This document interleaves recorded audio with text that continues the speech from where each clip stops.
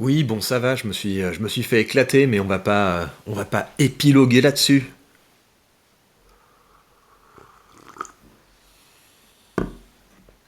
Ça va, vous? Moi, je me suis fait avoir par le SP500 la semaine dernière. Il faut pas que ça devienne une habitude. Je déteste quand ce prétentieux de SP500 me passe devant. Je n'aime pas ça. Je n'aime pas ça. Donc regardez, hier, j'ai pas fait la vidéo sur l'état de mes investissements. Pas parce que j'avais le seum, hein. J'ai le seum, mais c'est pour voilà, c'est pas pour ça que je ne ferai pas de vidéo. Je pense qu'il faut partager tous les moments de douleur, de difficulté, comme de bonheur, parce que c'est comme ça qu'on fait un travail de transparence dans le monde de l'investissement. Donc, ce qui s'est passé, c'est que pendant la semaine dernière, le SP500 a perdu 2,92%. Voilà, ça c'est la performance du SP500. Et pendant le même temps, mon portefeuille perdait 3,14%. Mine de rien, c'est impressionnant, hein, la volatilité sur les marchés. Vous voyez qu'il y a quoi? Il y a quelques semaines, c'était quand ça? C'était en août. Ouais, c'était en août. En août, on a tapé des plus hauts sur ce portefeuille avec. Ouais, on était à plus de 800 euros en plus-value, et là on est à moins 280. Donc c'est très impressionnant cette volatilité, et donc c'est cette volatilité qui fait qu'on peut gagner de l'argent. C'est parce que là je vais recommencer à investir assez massivement. J'ai profité de cette baisse, et c'est comme ça que. Enfin, vous verrez la prochaine remontée, on va retaper des plus hauts qui seront encore plus impressionnants que ça. Donc je rigole, hein, je me fiche complètement des hausses et des baisses des marchés. C'est juste pour mettre un petit peu d'émotion dans cette vidéo, que ce soit un petit peu plus marrant.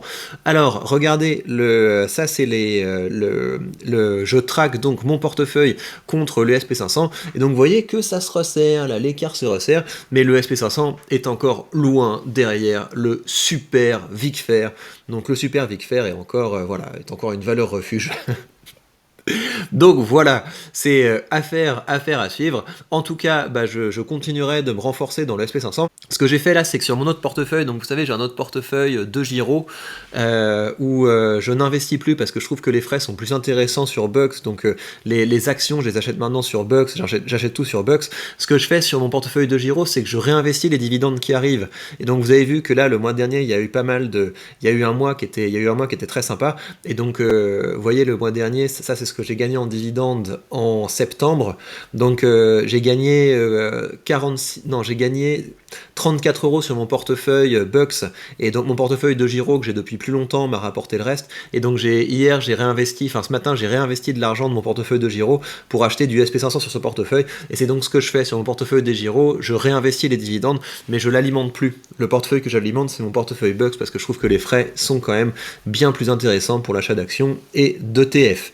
Alors, ceci étant posé, donc bah voilà, j'ai perdu la semaine dernière face au SP500, j'espère le battre cette semaine. De toute façon, je vous tiens au courant, je ferai ces vidéos bilan régulièrement. Je vais essayer la semaine prochaine de faire une vidéo bilan complète, parce que je crois que ce format vous intéresse, et moi aussi j'aime bien le faire. J'hésite en fait à faire ces vidéos bilan sur une base plutôt mensuelle que hebdomadaire, parce que les variations hebdomadaires, ça n'a pas grand sens, mais je le fais parce que j'aime bien, en fait, j'aime bien ce moment avec vous, je trouve ça rigolo enfin voilà, de discuter des actions qui ont le plus monté, qui ont le plus baissé. Je sais bien que sur une optique de long terme, ça n'a pas grand sens, ça n'a pas grand intérêt, mais voilà, je trouve ça rigolo de d'avoir ce petit moment avec vous.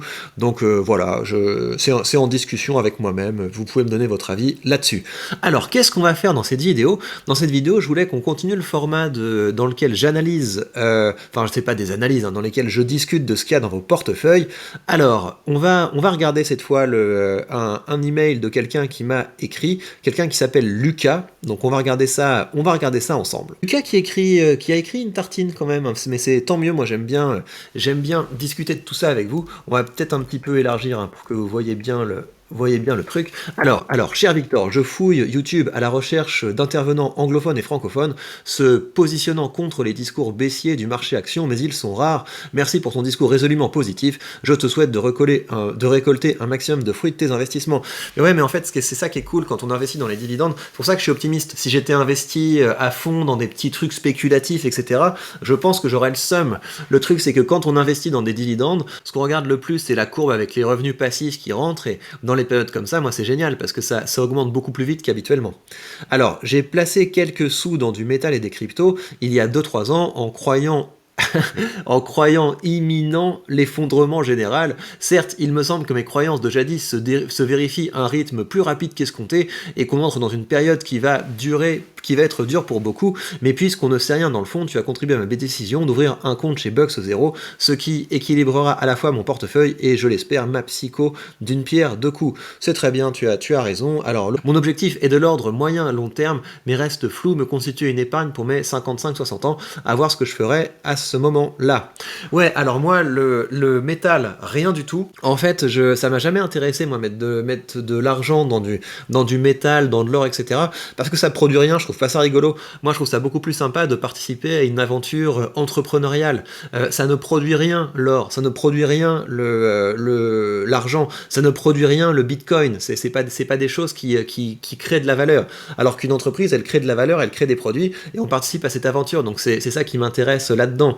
L'autre chose, c'est en fait quand on croit à un effondrement général, ce qui me paraît absolument délirant, et ben le problème c'est que les cryptos, c'est pas ça qui te protège, parce que tu vois bien que les cryptos, c'est quelque chose les grosses cryptos, hein, qui donnent le pouls du marché, donc à savoir l'Ether, le Bitcoin, elles se cassent la figure, et elles se cassent la figure plus fort que les boîtes, que les actions spéculatives. Et c'est normal en fait, parce que les cryptos, c'est un truc qui arrive en fin de chaîne. C'est une fois que les gens ont renforcé leur position dans les boîtes traditionnelles, une fois qu'ils ont renforcé leur position dans les boîtes de croissance, une fois qu'ils ont renforcé leur position dans les petites boîtes, t'inquiète, tech, etc., dans la techno rentable, et ben en bout de chaîne, ils vont se dire où est-ce que je pourrais aller chercher un peu plus de rendement, et là ils vont des trucs encore plus spéculatifs, à savoir les cryptos. Mais donc quand le marché se casse la figure, évidemment que les cryptos se cassent aussi la figure. Donc c'est pas une couverture. L'or, à la limite, ça peut jouer un petit peu ce rôle-là, mais on le voit bien, l'or aujourd'hui, ça se casse la figure, mais c'est normal. En fait, quand vous êtes dans une période de récession, les marchés baissent. Et donc, il y a effectivement des gens qui vont se raconter des histoires de fin du monde, bah, ces gens-là vont perdre de l'argent. Alors que ceux qui tiennent le cap, qui investissent pendant ces périodes-là, bah, ils vont ressortir bien plus riches. Ils vont sortir bien plus riches, ils vont s'enrichir pendant cette période-là. Alors, après avoir sélectionné des titres au doigt mouillé et suivi leur baisse pendant l'été, je me suis enfin donné pour objectif de virer au moins 100 € par mois. Le premier virement a eu lieu fin septembre, c'est donc un embryon de ce que tu vas ausculter. Ceci dit, toujours en proie à mes démons, je n'ai que du défensif à l'esprit et ai mis une partie de mes billes dans une minière, car l'événement faisant décoller le prix de l'or, en cas d'événement faisant décoller le prix de l'or, un ETF répliquant les performances d'entreprises indiennes, étant donné que la Russie leur envoie de l'énergie pour pas cher, un ETF Emerging Market pour la même raison, et Oil States International car il répare les pipelines. Ouais, effectivement. À la limite, c'est rigolo comme portefeuille. C'est rigolo comme portefeuille parce que tu as des convictions sur certains sujets, t'as créé un portefeuille en accord avec ta vision du monde. Ouais, mais pas oublier que quand même, ce qui rapporte de l'argent en bourse, ce qui a toujours rapporté de l'argent jusqu'à présent, c'est surtout les entreprises du SP500. C'est ces entreprises qui ont permis aux gens de s'enrichir. Les ETF émergents sont extrêmement décevants. Ils ont toujours été extrêmement décevants. Pourquoi ? Parce que en fait, il y a toujours le risque que les entreprises se fassent nationaliser, c'est beaucoup plus sûr encore aujourd'hui à l'heure actuelle d'être soit dans le SP500, soit dans un ETF monde. Alors après, j'ai une watchlist longue comme le bras de choses qui me paraissent surtout très concrètes: transport, biens de consommation, eau, énergie, santé, et également des obligations de pays émergents. J'ai cru comprendre qu'on pouvait assister à un regain d'intérêt pour ces dernières. Alors moi, la première chose que je te dirais, c'est de contrebalancer tes hypothèses, parce qu'effectivement on ne sait pas grand chose sur ce qui va se passer, etc. Donc tu as quelques convictions et tu vas faire un peu de stock picking en accord avec tes convictions. Moi je te conseillerais de mettre la majorité de ton portefeuille dans des choses qui sont un peu plus sûres et un peu plus stables, quoi. Tu prends un ETF du marché mondial et là voilà, tu risques pas de te planter complètement avec des prédictions qui sont un petit peu trop audacieuses ou trop catastrophiques. Je te laisse jeter un œil à ça. Si tu pouvais partager ton opinion ou la couleur générale du panel sélectionné, ce serait super.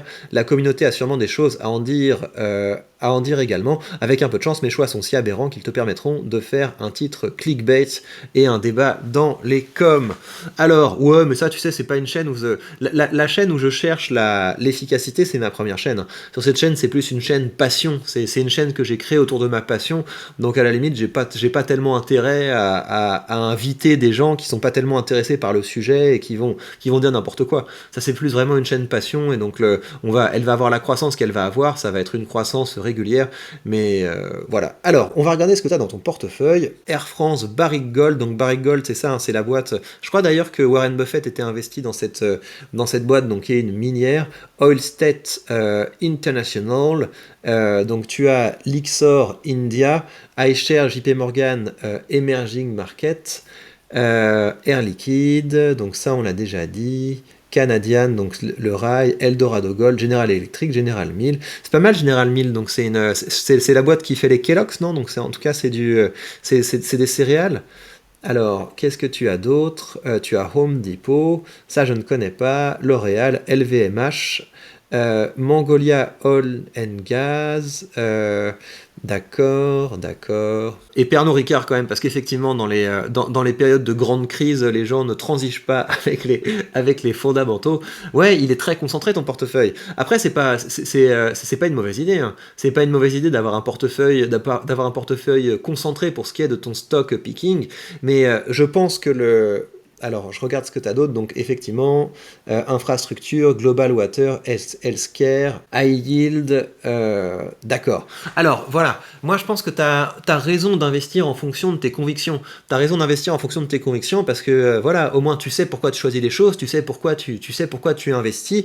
Et voilà, qui sommes-nous pour discuter de tes choix? Donc, c'est très bien d'investir en fonction de tes convictions. Par contre, je pense pas que ce soit très judicieux de multiplier les ETF et d'avoir des ETF qui sont si spécifiques. Tu vois, quand tu prends l'ETF Lyxor sur l'Inde, quand tu prends l'ETF sur l'eau, Healthcare Innovation, etc., regarde, mais je pense que les frais sont élevés parce qu'ils sont très spécifiques, donc je pense que tu as des frais élevés. Et donc l'intérêt justement des ETF, c'est de pouvoir se diversifier et donc limiter les erreurs et de le faire à peu de frais.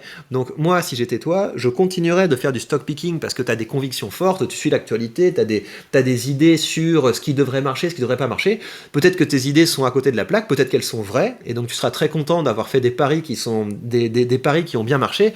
Et donc moi, ce que je ferais, c'est que je ferais du stock picking d'un côté, et je mettrais la majorité ou alors l'autre partie de mon portefeuille dans des ETF qui jouent le rôle d'ETF, à savoir de te donner une vraie diversification. Donc je ferai un choix, donc peut-être choisis l'ETF Monde si tu as des doutes sur l'économie américaine. Tu prends l'ETF Vanguard Monde, donc là il y a des frais qui sont pas trop élevés, et peut-être que tu n'as pas tellement intérêt à te renforcer dans des ETF très spécifiques, voilà, sur les infrastructures, sur Global Water. J'ai peur que leur rendement soit vraiment grévé par des frais qui sont un petit peu importants, et que voilà, plus les ETF sont spécifiques, plus ils ont de chances de disparaître, et ouais, je pense que l'intérêt des ETF, c'est justement de contrer la partie spéculative de ton portefeuille. Après, voilà, hein, franchement, moi, que tu investisses avec des convictions, c'est une très bonne idée, parce que ça veut dire que c'est des entreprises que tu vas suivre d'un petit peu près, parce que c'est des choses que tu as à l'esprit. Investir dans des mines, moi, je trouve ça plus intelligent que d'investir directement dans de l'or, parce qu'au moins, c'est une entreprise qui crée des produits et qui les partage. Et après, bah oui, l'énergie, etc. Après, si tu es intéressé au secteur de l'énergie, je crois que t'as Neoen, hein, je sais pas comment ça se prononce, mais ça c'est de l'énergie, non? Renouvelable, d'accord, ouais, bah c'est bien. Parce que comme ça, si t'as une conviction sur les énergies, ça vaut la peine de développer ça. Et encore une fois, moi, je développerai cette partie stock picking, je la contrebalancerai avec un travail pour être sûr que mon portefeuille va pas décrocher par rapport au marché. Et le meilleur moyen de le faire, c'est de s'exposer directement au marché.